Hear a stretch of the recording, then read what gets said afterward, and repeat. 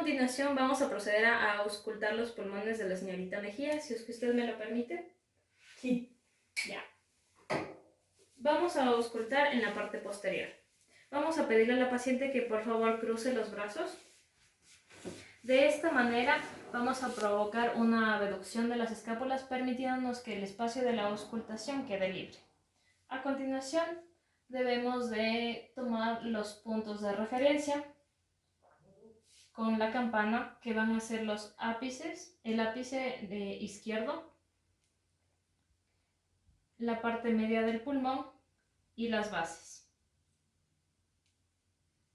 De la misma manera vamos a auscultar del lado derecho, ápice derecho, parte media del pulmón y las bases.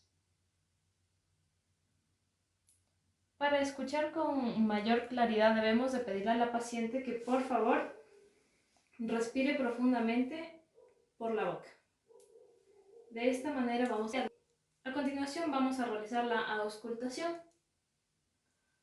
Por favor, señorita Mejía, va a respirar profundamente y por la boca.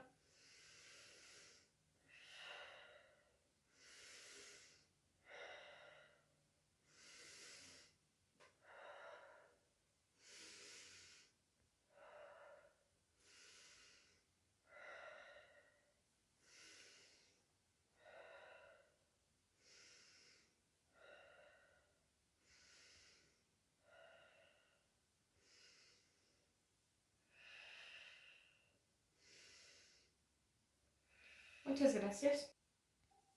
A continuación vamos a proceder a hacer la auscultación en la parte anterior. Por lo tanto, debemos de tomar dos puntos de referencia que se encuentran distantes al corazón. El primer punto de referencia va a ser por debajo de la clavícula en la parte media y el otro punto va a ser en la línea axilar anterior y en la parte interna del tórax. Y para hacer este procedimiento debemos de pedirle a la paciente que respire profundamente por la boca. Nos colocamos el fonendoscopio y vamos a pedir a la paciente que respire profundamente, por favor. Realizamos una ligera presión.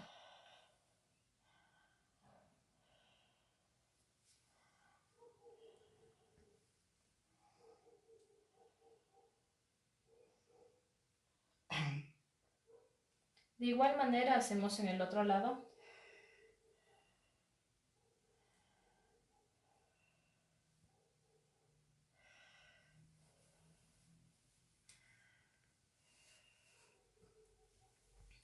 Muchas gracias. Para finalizar la toma de los signos vitales vamos a proceder a tomar la temperatura de la paciente. Por lo tanto, necesitamos un termómetro digital.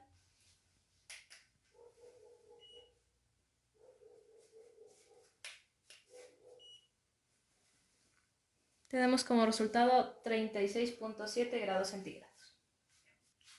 Al terminar la evaluación de los signos vitales de la paciente Doris Mejía, podemos decir que, al concluir la evaluación de los signos vitales de la paciente Doris Mejía, podemos llegar a la conclusión de que ella se encuentra en un parámetro de normalidad. Muchas gracias por su colaboración, señorita Mejía.